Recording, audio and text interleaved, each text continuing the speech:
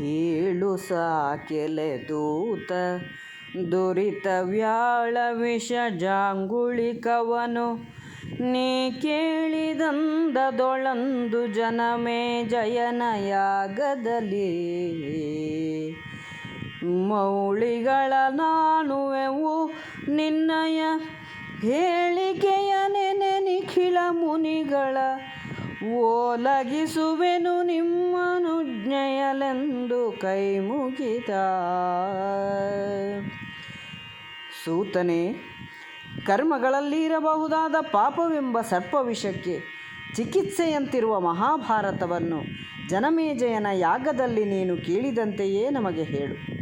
ನಿನ್ನ ಮಾತುಗಳನ್ನು ನಾವು ತಲೆಯ ಮೇಲೆ ಹೊತ್ತುಕೊಳ್ಳುತ್ತೇವೆ ಎಂದು ಶೌನಕಾದಿಗಳು ಹೇಳಲು ಸೂತನು ಅವರಿಗೆ ವಂದಿಸಿ ನಿಮ್ಮ ಅಪ್ಪಣೆಯಂತೆ ನಿಮ್ಮ ಸೇವೆಯನ್ನು ಮಾಡುತ್ತೇನೆ ಎಂದು ಹೇಳಿದನು.